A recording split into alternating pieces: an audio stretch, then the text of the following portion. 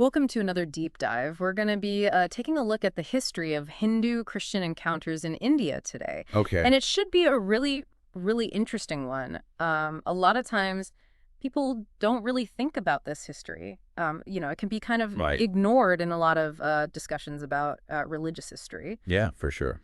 Um, and it's also a very complex history. Hmm. So we're going to be using primarily the book History of Hindu-Christian Encounters Okay. by Ram Goel. And this book really kind of digs deep into a lot of the nuances and controversies.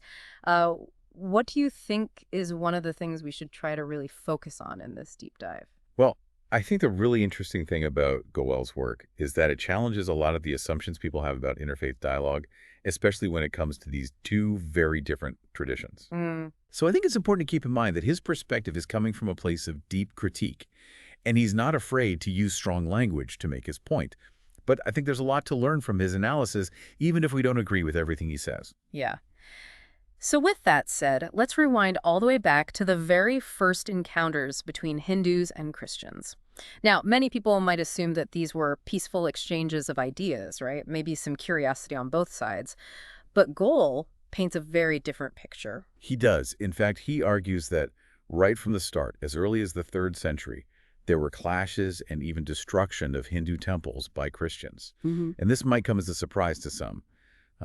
We don't often hear about this side of the story, but he presents evidence that was happening in various places. I'm actually curious about that. What specific examples does he give? Like, what kind of evidence does he use to support this claim that there was this early aggression?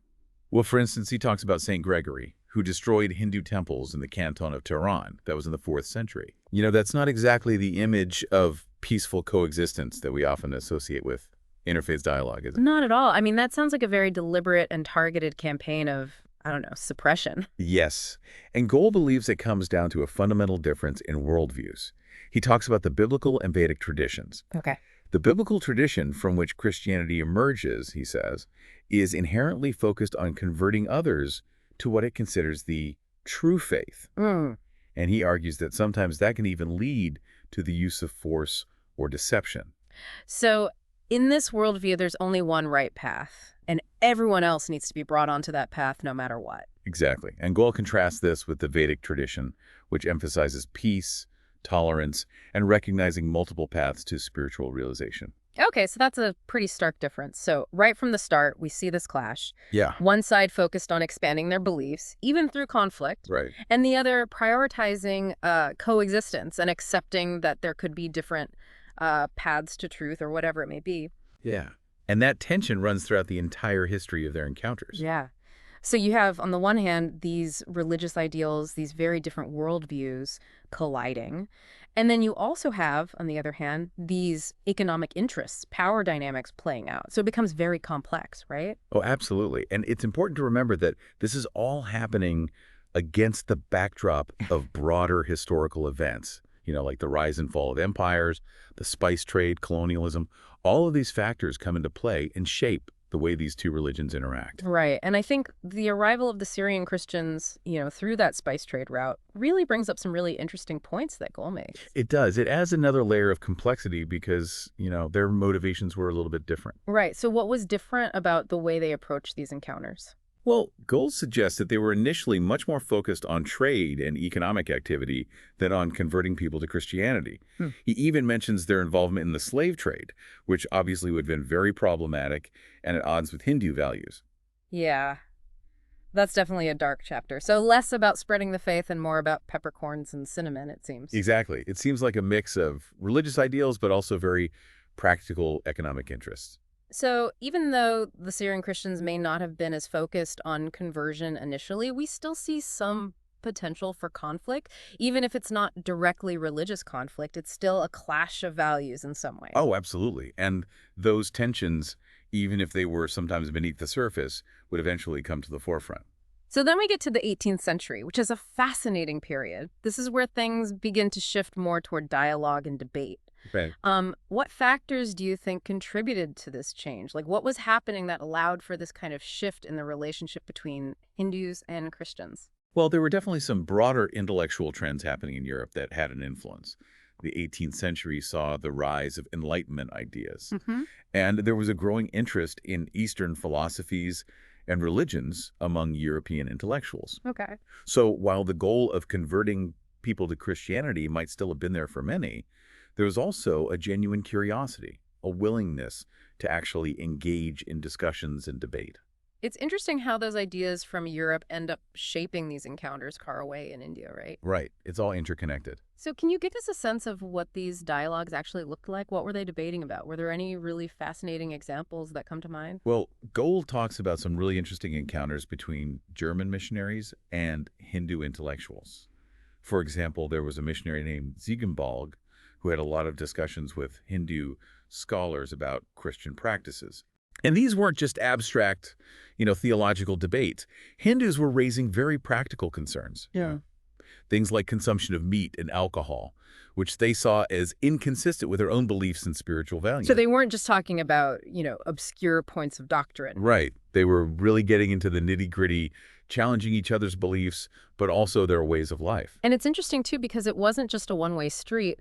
Goal also highlights how Hindus in these exchanges were really challenging the missionaries, like really pushing them to defend their own beliefs, to explain contradictions or inconsistencies. Yeah, they weren't holding back.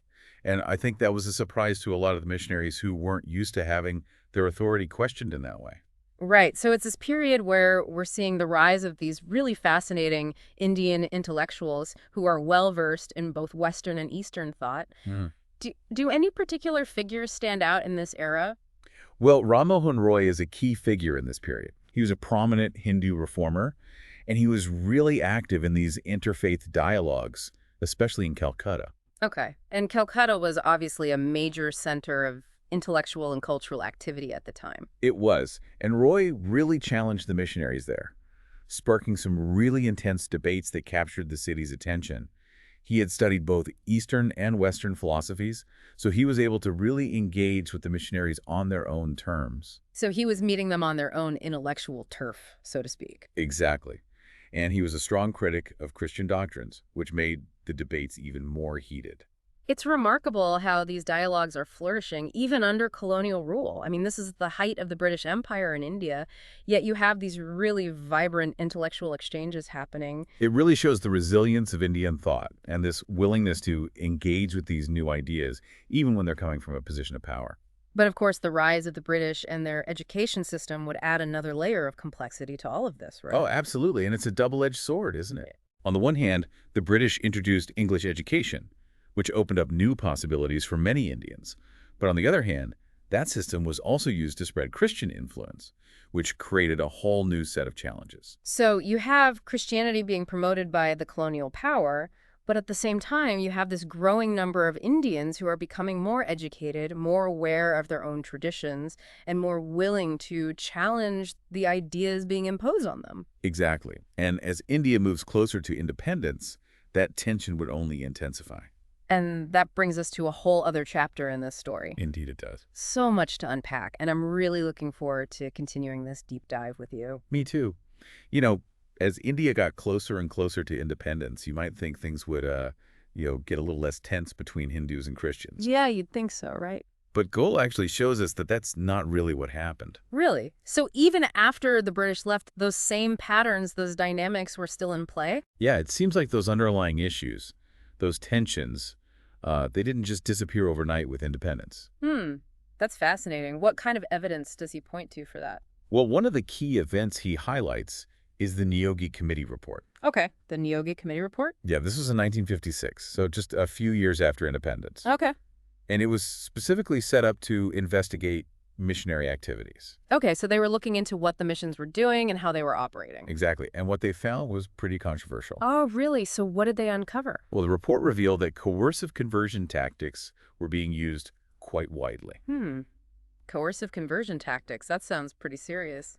It was. And it wasn't just isolated incidents. They found evidence of these tactics being used systematically, especially targeting more vulnerable communities. Like who specifically? Tribal groups were often targeted, also people in the lower castes, anyone who might be more susceptible to pressure or manipulation.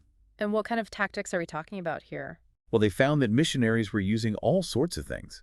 financial incentives, offers of medical aid, even promising educational opportunities, all as leverage to push people towards converting. Wow. So it's not this image of, selfless service and aid that we often associate with missions. Not exactly. It seems like there was a much darker side to some of their activities. So this report really kind of exposed that and brought it out into the open. It did, and it caused quite an uproar. People were understandably upset. Yeah, I can imagine. So how did Christian missions respond to all of this? They weren't happy. They pushed back pretty hard against the report, claiming it was biased and politically motivated. So they denied that any of these coercive tactics were being used. Yeah, they insisted that any conversions that were happening were completely voluntary and that their work was purely humanitarian. So it becomes this he said, she said kind of situation. Exactly. And it's hard to know for sure what the full truth is, but the report definitely raised some serious concerns. And it must have sparked a wider debate in India about, the whole concept of religious freedom. Absolutely, because on the one hand, you have this principle of religious freedom, which is enshrined in the Indian Constitution. Right. But then you have these allegations of exploitation and coercion. Yeah, that's a tough one. How do you balance those two things? Exactly. And it became a very heated debate, especially around the interpretation of one specific word in the Constitution. Which word? Propagate. The Constitution guarantees the right to propagate religion. Okay. But the question became, does propagation imply an unlimited right to convert others, even using potentially manipulative tactics? That's a really tricky question. It is, and it's one that India is still grappling with today. So even though this report came out decades ago, it's still relevant to the discussions happening now. Absolutely. It's a reminder that these historical tensions haven't gone away. Yeah. They're still shaping the way different religious groups interact with each other. It's like these echoes of the past are still reverberating in the present. Exactly, and Gould doesn't shy away from that. He brings it up repeatedly throughout the book. So we have this backdrop of post-independence India, trying to figure out its own identity and navigate this complicated relationship with Christianity. Right. Where does Gould take us next in his analysis? He introduces us to the work of Ram Swarup. Ram Swarup. Okay, Yeah. and who was he? He was a thinker who offered a really interesting and quite sharp critique of monotheism. Monotheism. Yeah, the concept of one God, Yeah. which is obviously central to both Christianity and Islam. Right, so we're moving beyond those specific historical events, and now we're getting into some deeper theological territory. Exactly, and Swarup's critique is pretty radical. He doesn't just focus on, the differences between specific doctrines or practices. He goes deeper. He questions the whole foundation of monotheistic belief systems. Okay, now that's getting to the heart of things. So what's his main problem with monotheism? Well, he argues that this idea of one true God can lead to intolerance and conflict. He says it creates a kind of us versus them mentality, where those who believe in the right God see everyone else as, misguided or even dangerous. So it's this exclusivity that he sees as the problem. Yeah, and he contrasts that with what he sees as Hinduism's embrace of multiple gods and multiple paths to truth. So he's saying that actually having a more inclusive worldview can lead to greater tolerance and understanding. Exactly, because it acknowledges the validity of different perspectives. So instead of one narrow path to truth, there are many. That's the idea. That's a fascinating contrast. It really makes you think about how our beliefs about God can shape the way we relate to other people and other religions. It does. And Swarup uses some pretty powerful examples to illustrate his point. Like what? Well, he talks about the historical persecution of pagan religions by early Christians. How those who worship different gods were seen as devil worshippers and actively targeted. Right, and that's a pretty disturbing example of how these theological ideas can have very real consequences in the world. Exactly. Yeah. And Swarup argues that that's a direct result of this one true God mentality. It's like if you believe that your God is the only God, then anyone who believes differently becomes a threat. That's his argument. And he sees that as a fundamental flaw in monotheism. Okay, so we've gone from the early destruction of temples to debates over conversion tactics, and now we're diving into this deep critique of monotheism itself. That's a lot to take in. It is, and it shows just how complex Gourl's analysis is. He's not offering any easy answers, that's for No, sure. he's not. But he's definitely raising some important questions and challenging us to think critically about these issues. He is, and that's what makes his work so valuable. One of the things that really strikes me about Gourl's book is the way he uses language. Yeah. He doesn't shy away from strong words. No, he doesn't. And sometimes it can be a bit jarring. He talks about Christianity as this, kind of cult of devil worship. Right. And that might sound extreme to some people, but It is strong language. Yeah, it is. And I'm curious, what's he trying to get at with that kind of language? Well, I think it's important to understand the historical context here. Goel is arguing that early Christian thought was deeply shaped by this obsession with demons and devils, and they saw anything outside their own belief system as inherently evil. So, like the pagan gods of other cultures, those were all just seen as demonic forces that needed to be eradicated. Exactly. And that kind of thinking, he argues, led to a lot of the persecution and violence directed at non-Christian cultures throughout history. So it's like this inability to see any value in other traditions, any other ways of understanding the divine. Right. And he gives examples of Christian travelers to India who, even when presented with evidence to the contrary, just couldn't shake this idea that Hindus were devil worshippers. It's like they were blinded by their own prejudices. It's like they were trapped in their own worldview, unable to really see or understand Hinduism on its own terms. And that makes me wonder, how much of what they wrote about other cultures was actually accurate. And how much was just their own biases and fears being projected onto these other people? That's a really good point. I mean, how can you truly understand another culture if you're already convinced that they're worshiping the devil? Right. It's like you're starting from a place of suspicion and distrust. Exactly. And that's what Goel sees as the fundamental problem. It's this need to dominate, to convert the whole world to your own belief system, even if it means using force or deception. And he's not just talking about ancient history. He brings this right up to the present day.